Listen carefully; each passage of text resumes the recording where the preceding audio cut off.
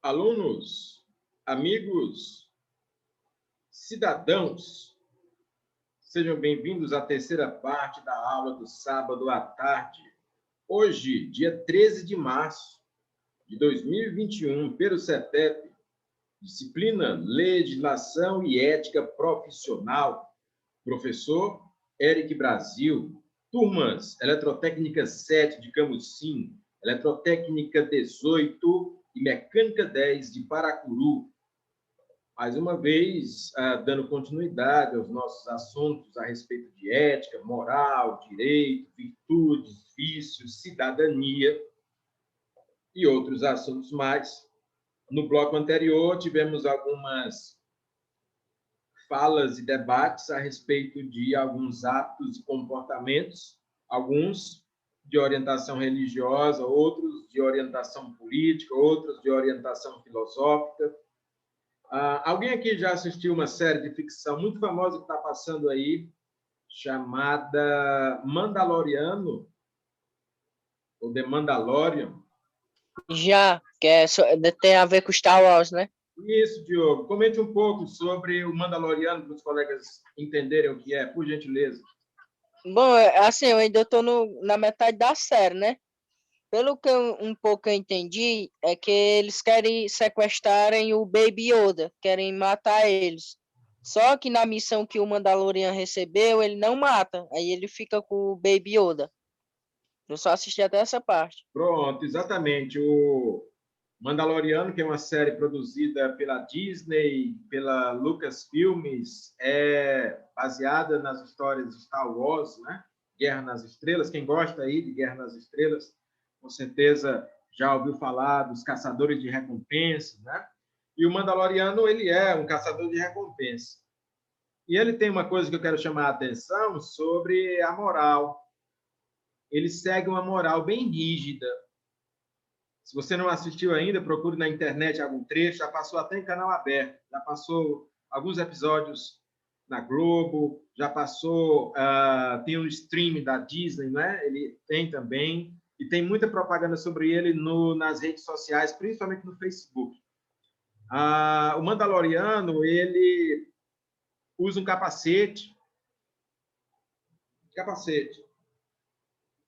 E ele não tira esse capacete. Nem para comer. Ou quando ele vai comer, se ele estiver sozinho, ele pode tirar. Mas se tiver uma pessoa junto com ele, ele não tira o capacete. Para ninguém. Nem para amigo, nem para inimigo. Ele não mostra o rosto. Aí você vai dizer porque ele é bandido, porque ele é isso, porque ele é aquilo. Não, porque isso faz parte da cultura dele. A cultura mandaloriana é ficção, mas na cultura mandaloriana, tirar o capacete é uma imoralidade, é como ficar nu, ficar sem roupa. Sinal de desonra, né, professor? Exatamente, é um sinal de desonra. Ele diz até assim, né? Esse é o caminho, né? This is the way. Esse é o caminho. O caminho é esse. Ele usa o capacete, não é para tirar o capacete nem diante da morte, nem diante dos amigos, nem diante dos inimigos.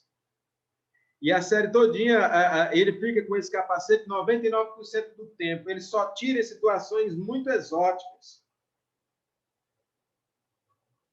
E quando ele tira o capacete, você tem uma estranheza. Ele provoca uma situação de estranheza.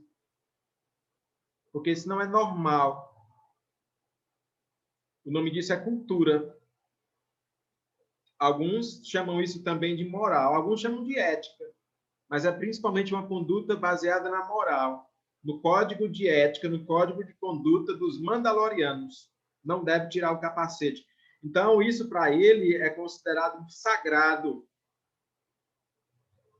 Ele é capaz de brigar com a pessoa que tentar tirar o capacete dele. Ele é capaz de matar.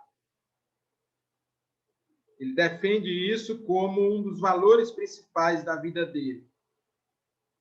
É o código de honra dele. É o código de conduta dele. E trazendo para a nossa realidade, eu poderia dizer que é o código de ética dele.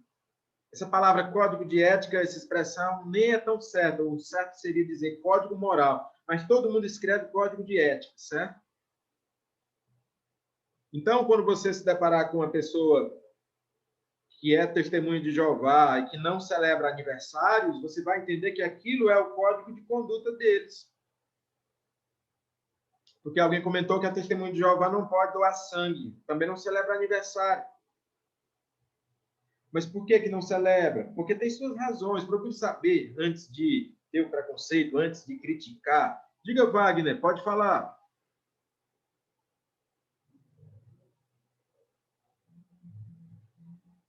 Ligue o seu áudio, por gentileza, o seu áudio.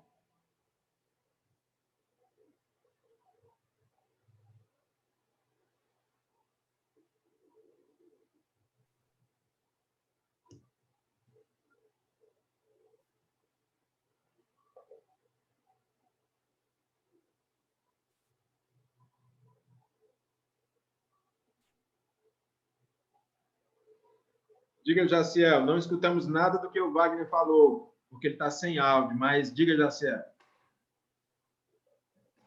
Eu estava falando, viu, professor, sobre a questão da doação de sangue. Aí as pessoas lêem a Bíblia, interpretam de forma errada, ou eu interpretei de forma errada, né? É a questão também do álcool. A Bíblia não proíbe ninguém consumir o álcool. Lá, o povo lá que o professor falou que eles não bebem álcool, não consomem álcool, é uma ética, né? Ou é um código de ética dele, né? A moral dele. Eles não bebem, pronto, a gente devemos respeitar. Mas a Bíblia não proíbe, ela alerta sobre a questão de que nós consumindo álcool de uma forma exagerada, a gente sai do nosso raciocínio, a gente comete coisas que se não fosse sobre o efeito do álcool ou até de outras drogas, né, a gente não faria. Então, a questão do alerta de não consumir o álcool é devido a isso, porque eu sei que aqui não é um local da gente estar discutindo religião, não estou discutindo meu ponto de vista. Então, a questão de não consumir álcool é porque Deus é tão perfeito que no dia que, se isso for acontecer, eu acredito que sim, de haver um julgamento, muitas pessoas o julgamento de Deus pelos seus atos pode, de repente, justificar que cometeu tal erro devido a efeito do álcool ou de droga. Então, por isso que a Bíblia alerta sobre não consumir. Não é que ela proíbe, né? Não está proibindo, não é para beber álcool, entendeu? É isso, a colocação é a mesma questão do sangue. Ele não está dizendo que não é para não beber, mas a questão de doar é a questão também, como o professor colocou aí, se seu filho está numa UTI para morrer, precisa de uma doação do sangue, aquele cara daquela religião vai deixar o filho dele morrer, se Jesus veio para pregar a vida, tá no maior patamar que é a vida, em primeiro lugar, ele vai deixar o filho morrer, porque não vai fazer a doação de sangue. Então, é meu ponto de vista. Muito bem, Jaciel. Gostei e vou comentar, né, que você falou, mas antes eu queria dar a palavra ao Wagner, porque faz tempo que ele queria falar e agora o microfone dele está aberto, ele pode falar. Fale, Wagner. Apresente-se para a gente. Eu sou Wagner aqui de Paracuru, da Mecânica 10. Eu queria que o senhor mudasse um pouquinho de assunto, fosse para o lado da política. Falando um pouquinho de Sérgio Moro. Eu acho que ele foi um cara que mudou o conceito da nossa política brasileira, que ele foi bastante ético para fazer a Operação Lava Jato, professor. Eu acho que esse rapaz se enquadra bastante na ética brasileira aí. É um assunto bastante polêmico falar de Sérgio Moro, porque aqui mesmo, nesse ambiente, eu vou encontrar defensores e atacantes das ações dele, certo? Mas, já que o Wagner comentou, e nós somos corajosos, aqui não somos covardes, nós somos pessoas que desenvolvem plenamente a cidadania e gostamos de polêmica, mas das boas polêmicas com muito respeito, né? Eu pensei que o Wagner ele fosse falar sobre a questão da testemunha de Jeová, que ele fosse testemunha de Jeová e fosse explicar a questão do sangue. Mas, antes de responder o Wagner e responder o Jaciel, eu tenho uma grande parceira minha, que ela é testemunha de Jeová, ela tem as razões dela para seguir essas práticas, né?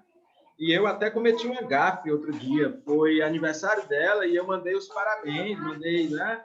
Queria confraternizar, parabenizar. E aí depois foi que eu me toquei que eu estava ofendendo a cultura dela, que na cultura dela, cantar os parabéns, dar os parabéns de aniversário de nascimento, é equivocado, é errado para eles, né? Então não seria uma boa, que eu poderia até presenteá-la em outras datas, poderia até confraternizar com ela em outras datas, mas no aniversário dela, não.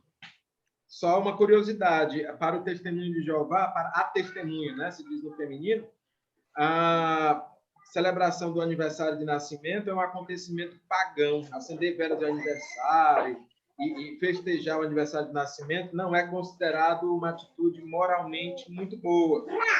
Então, a gente tem esse cuidado, né? A gente conhecer pessoas, porque às vezes a gente diz, a pessoa é inteligente, a pessoa... Não, mas às vezes ela tem aquela cultura, certo? E aí, antes o Wagner falou, e o Janilson também ia falar, mas eu vou responder o Wagner primeiro, daqui a pouco o Janilson fala, tá certo?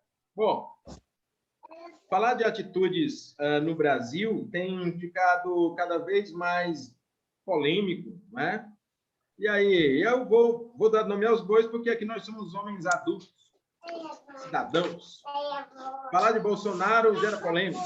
Falar de Lula gera polêmica. Falar de Sérgio Moro gera polêmica, né? Muitas polêmicas, com certeza. E aí? Moro teve uma conduta exemplar? Foi ético? Não foi ético? Julgou certo? Julgou errado? Ele é neutro? Não é? Não é uma situação fácil de analisar. Vou pedir que... Acho que é o Wagner mesmo. Eu vou pedir que o Wagner só feche o microfone agora, porque acho que tem uma criança falando. Só para a gente poder... Mas não é tão fácil analisar cenários no Brasil.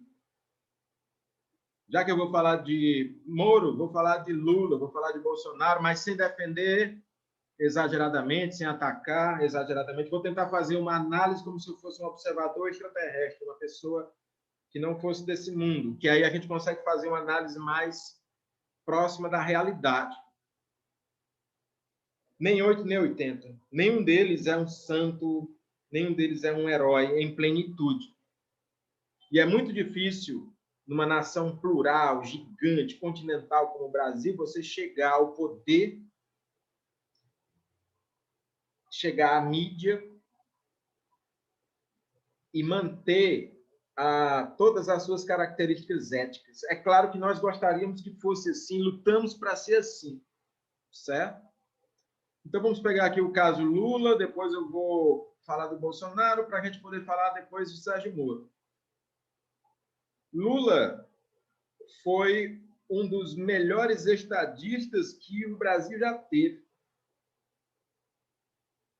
Se você fizer uma análise de Lula há 10 anos atrás, porque nós somos muito influenciados pelo presente, né? Pelo momento presente, mas se você voltar no tempo, nós estamos em 2021, se você for para 2011, ou para 2010, ou para 2008, ou para 2005, ou para 2002, e comparar esse período que Lula assumiu de 2002 até 2010, que foi de fato o governo dele, e fizer uma comparação com tempos áureos brasileiros, você só vai encontrar tempos assim na época de Juscelino Kubitschek, Getúlio Vargas, Dom Pedro II, estadistas desse naipe, desse porte, que fizeram tanto, né, pelo povo, que conseguiram fazer tanto pelo Brasil, independente das críticas. Que aqui eu não vou defender um partido, nenhuma ideologia, porque alguém poderia dizer, professor, você está defendendo o PT, está defendendo as esquerdas. Não, eu acabei de comparar Lula com Getúlio Vargas. Getúlio Vargas era de direita e tinha uma inclinação fascista, certo? Getúlio era de extrema direita, Lula é de esquerda.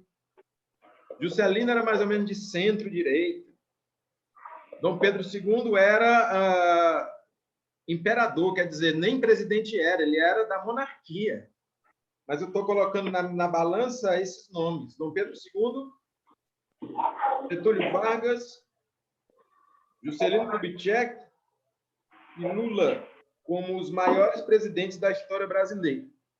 E como maiores brasileiros no sentido de poder, no sentido de ação, no sentido de legado, eles também foram as pessoas que também tiveram mais a oportunidade de fazer o mal, tanto o bem quanto o mal. Então, analisando friamente, como se eu não fosse um cidadão brasileiro, digamos que eu nem seja humano, que eu fosse um observador extraterrestre, analisando o mundo, a Terra, só para a gente não interferir muito com a nossa visão pessoal, se você estudar a vida de Dom Pedro II de maneira profunda, você vai perceber que talvez ele tenha sido o melhor governante que o Brasil já teve.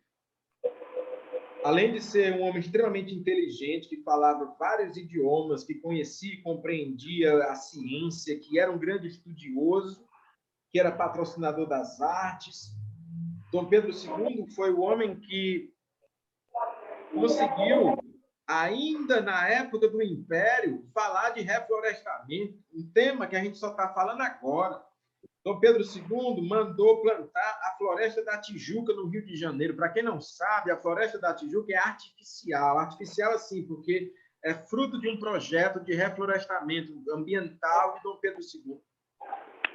Se você olhar o município de Quixadá, o Açude do Cedro, é uma obra de engenharia que foi feita por Dom Pedro II, porque ele olhou também para o Nordeste e ele mandou construir o Açude do Cedro, que existe até hoje. Dom Pedro II foi o primeiro governante brasileiro, nem presidente ele era imperador, que falou da transposição das águas do São Francisco. Ele não chegou a fazer, não conseguiu, mas ele chegou a falar, ele chegou a tentar fazer um projeto. Ele fez muito pelo Brasil e pelos brasileiros. A filha dele aboliu a escravidão, a princesa Isabel. E por isso os inimigos dele ficaram muito revoltados, que eram os grandes latifundiários, e acabaram articulando um golpe contra ele. Infelizmente, a proclamação da República, que a gente acha bonita, que a gente comemora no dia 15 de novembro, foi um golpe. Dom Pedro II, ele teimava, mesmo sendo imperador, mesmo sendo muito poderoso, mas ele tinha inimigos, ele teimava muito. Então, ele sofreu um golpe militar. Marechal Deodoro, juntamente com Floriano Peixoto e outros nomes, arrancaram Dom Pedro II do poder. E teve até outros militares que tentaram ajudá-lo. A Marinha de Guerra Brasileira tentou ajudar o Dom Pedro II. O exército foi contra ele, mas a Marinha tentou ajudar. Só que ele não aceitou essa ajuda, porque ele não queria que o Brasil entrasse numa guerra civil. E aí veja como a história de Dom Pedro II é bonita, mas como é triste o fim. Ele foi exilado, ele foi expulso do Brasil junto com a sua família, praticamente só com a roupa do corpo, ele, as filhas dele, os netos dele, e foi obrigado a sair do Brasil. E foi morar de favor na França. E ele só tinha onde morar porque um grande amigo dele pagava as despesas dele no hotel, lá na França, lá em Paris. Ele terminou os dias dele lá em Paris, sem poder voltar para o Brasil. Essa é a história de um grande governante, de um grande homem chamado Dom Pedro II.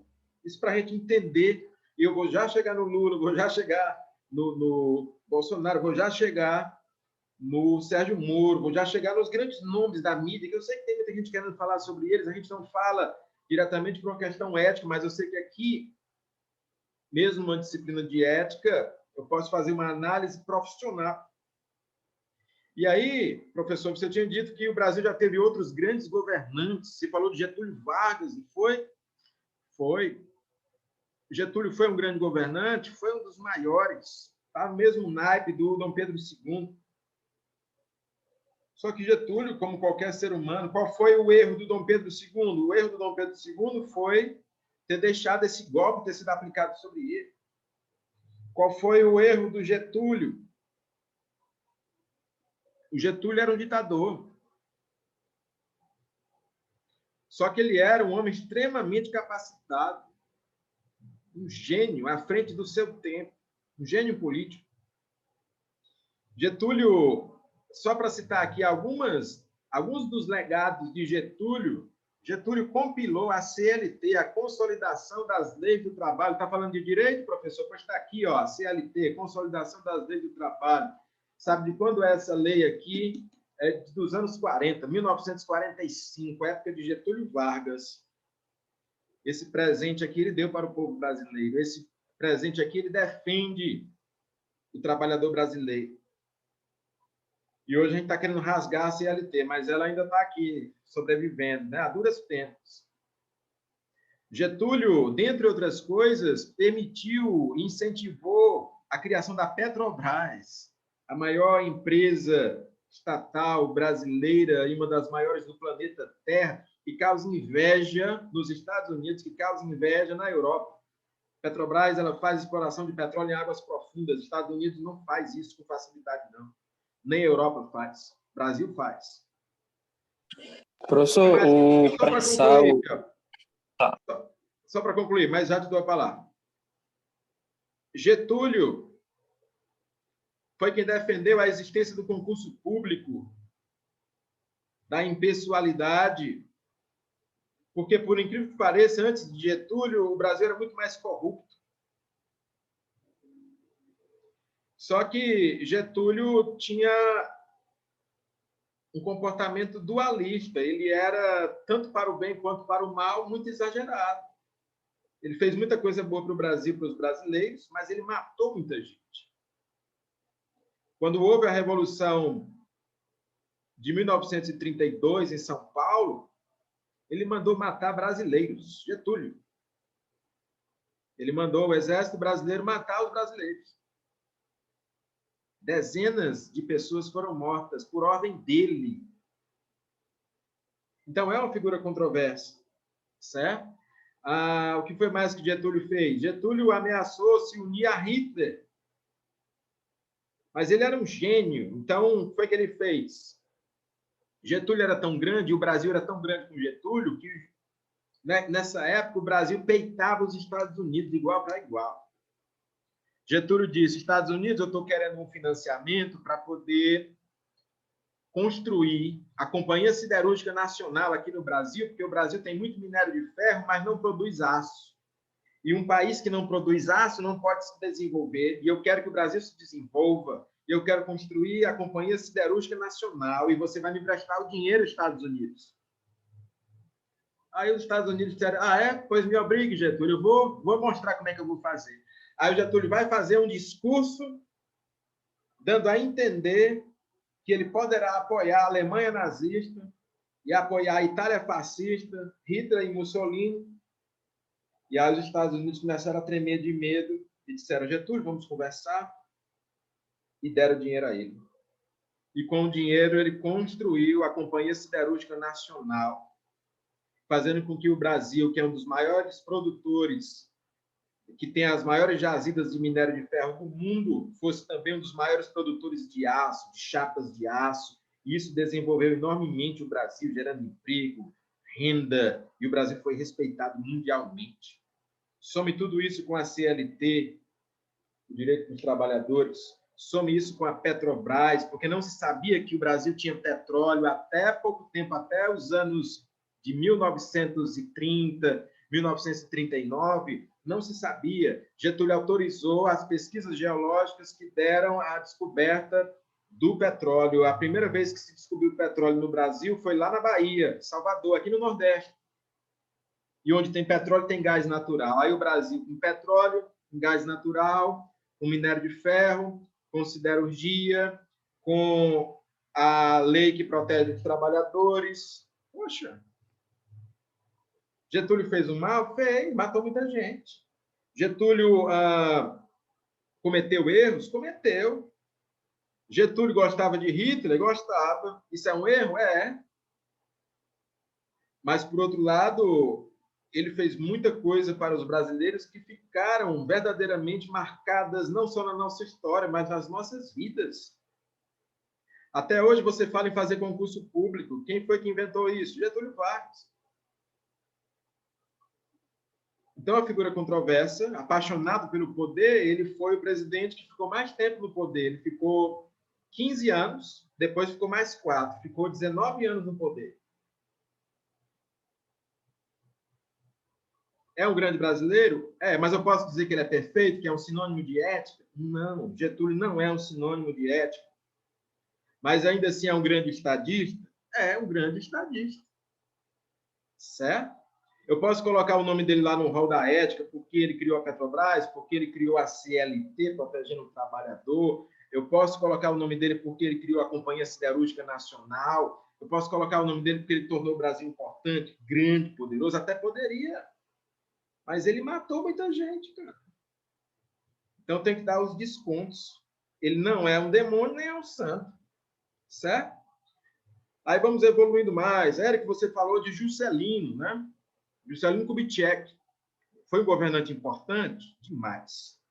Juscelino ele trouxe para o Brasil um sentimento de orgulho. Era bonito ser brasileiro na época de Juscelino.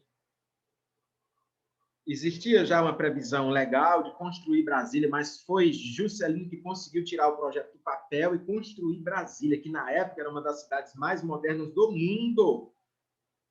Porque ele contratou também os melhores engenheiros e arquitetos do mundo, a exemplo do arquiteto Oscar Niemeyer. Então, só o fato de ter construído Brasília já é um grande feito, mas Juscelino não fez só isso. Juscelino trouxe para o Brasil o desenvolvimento da indústria. O Brasil, que era considerado apenas um país agrícola, apenas um país exportador de produtos primários, pela primeira vez foi um país capaz de produzir automóveis. As grandes montadoras do mundo vieram e se instalaram no Brasil. E o brasileiro pôde possuir automóveis, pôde fazer um estilo de vida comparado com os Estados Unidos da América. Houve glamour, houve essa elegância, né, no governo de Juscelino Kubitschek. Mas eu posso dizer que ele é um exemplo da ética, que ele é um santo? Não posso. Tem muitos livros e séries e filmes que querem mostrar ele como um herói absoluto, mas ele não é um herói absoluto. Sabe quem foi que iniciou as grandes dívidas externas brasileiras, endividando pesadamente o Brasil? Juscelino Kubitschek. Por quê? Porque para fazer tudo que ele fez, que ele chamava de plano de metas, que eram 50 anos em 5, ele desenvolveu o Brasil como se fosse 50 anos de avanço. Só que ele fez tudo isso em 5 anos. Como é que se consegue fazer isso? Com dinheiro. E da onde é que veio esse dinheiro? De empréstimos. Então, o Brasil tomou muito dinheiro emprestado e ficou muito endividado. Então, Juscelino foi irresponsável do ponto de vista fiscal. Hoje nós falamos de lei de responsabilidade fiscal, de orçamento, mas ele disse, os próximos governantes que se virem, eu já fiz o meu, a minha parte. Né? Então, assim, nesse ponto ele não foi ético. Mas eu posso dizer que ele foi ruim? Não.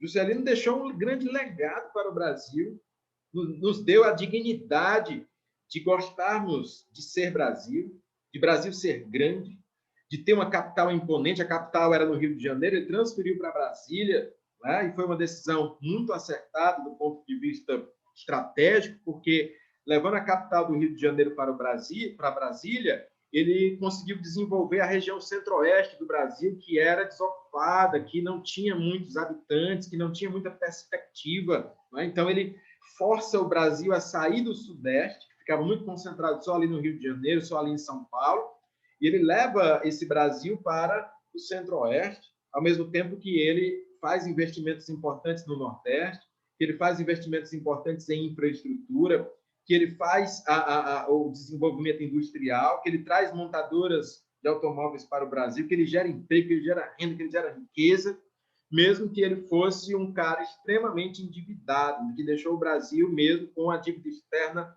galopante e que, no longo prazo, isso gerou problemas fiscais, inflação, mas o cara é Juscelino. Entende? Nosso tempo está quase se esgotando, mas deixa eu continuar avançando na nossa análise. Né? Então, eu falei do Dom Pedro II, eu falei do Getúlio Vargas, eu falei do Juscelino Kubitschek e falo do Lula. Não sejamos hipócritas. Lula está no mesmo naipe desses nomes anteriores.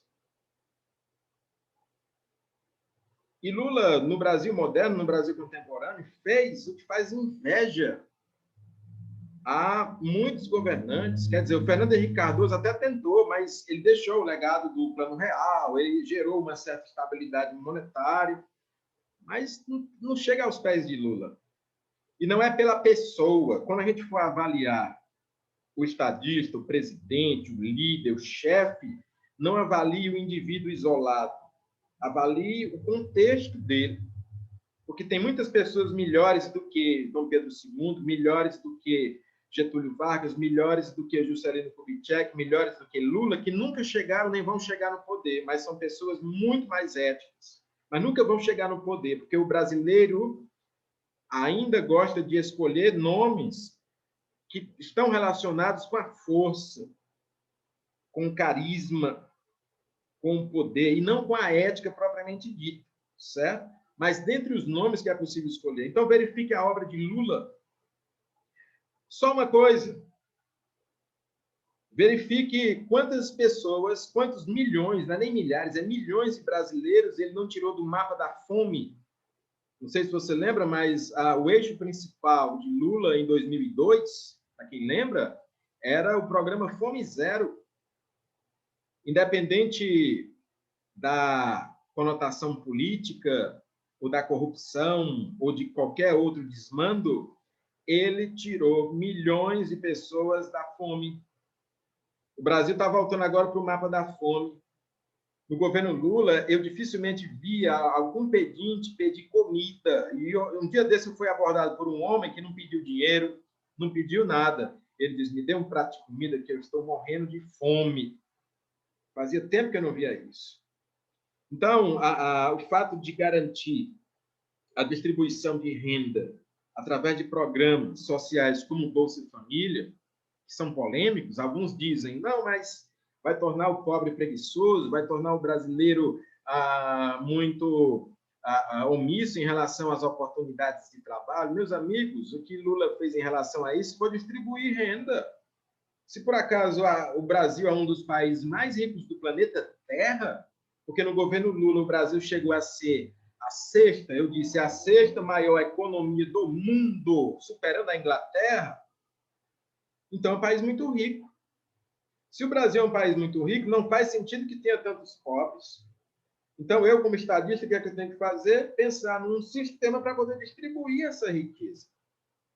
Bolsa Família, não estou dizendo que é 100% certo, mas que ele faz uma justiça em relação à distribuição de riqueza, de renda. Bolsa Família pode não ser uma coisa boa num país pobre, quebrado, mas num país rico como o Brasil, certo? Então, assim, mas o pobre vai pegar esse dinheiro e vai comprar de cachaça, isso não é bom. Meu amigo, entenda uma coisa, estamos falando de economia. Mesmo que eu pegue o dinheiro e vá comprar de cachaça, onde é que eu vou comprar a cachaça? No comércio local. Quando eu compro a cachaça com o dinheiro que eu recebi do Bolsa Família, eu fortaleço o comércio local. Aquele comerciante que vende a cachaça, estou exagerando com a cachaça porque eu gosto de exemplos extremos, mas ele vai comprar feijão, carne, arroz, farinha, doce e cachaça. Quando ele compra cachaça, ele fortalece aquele comércio local, a renda local. Então, ele gera pequenos empregos, pequenas oportunidades para aqueles comerciantes. Aquece a economia, ou seja, o Brasil todo fica aquecido porque essa distribuição é universal para todos os estados, para todas as unidades da federação. Acabou aquela história que só São Paulo, só Rio de Janeiro, só Minas Gerais eram estados ricos, só o Rio Grande do Sul. Não, agora eu posso trazer isso para todas as unidades da federação. A distribuição da riqueza. Entende o que isso significa? Mas tem algumas críticas, muitas. Lula não é um santo, não. Lula talvez tenha sido um dos governantes que mais desviou recursos públicos.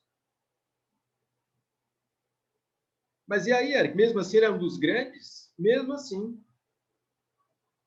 Com Lula, o Brasil era respeitado internacionalmente. Respeitado na ONU, respeitado na Europa, respeitado pelos nossos irmãos africanos. Eu nunca vi um presidente fazer tanto pela África, nem de países desenvolvidos, como fez Lula.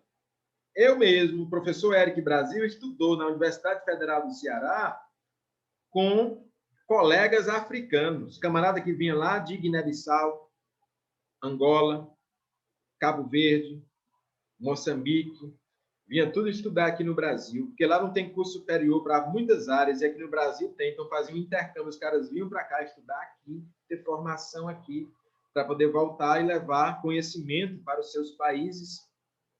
Eu nunca vi um presidente, por exemplo, pegar, mesmo que seja um certo estrelismo e vaidade, mas pegar a sua seleção de futebol, seleção brasileira, no caso, e levar lá para o Haiti, que é o país mais pobre do mundo, onde vítimas de terremoto, da fome, da guerra, passaram por muita opressão, o cara faz uma obra social imensa. Foi na época também de Lula que o Exército Brasileiro, sim, o Exército Brasileiro, que o presidente da República é o comandante-em-chefe das Forças Armadas, foi conduzido para missões de paz. Nunca o Exército Brasileiro teve uma participação tão ativa no mundo como no governo Lula. Mas eu pensei que o Lula não gostasse de militares. Os militares no governo Lula, eles faziam um excelente trabalho, só que era um trabalho de paz. Eles iam para a ONU com aquele capacete azul, eles não usavam armas, eles usavam obras humanitárias. Os caminhões brasileiros, os aviões brasileiros, os soldados brasileiros, eles faziam obras humanitárias na África, no Haiti, em missões de paz da ONU. Quer dizer, era uma referência, cara. Mas me fale mais, Érico. Me fale mais um pouco. Eu vou falar daqui a 2 minutos. Vou encerrar essa reunião e nós já retornamos, certo? E daqui a pouquinho, 2 minutinhos.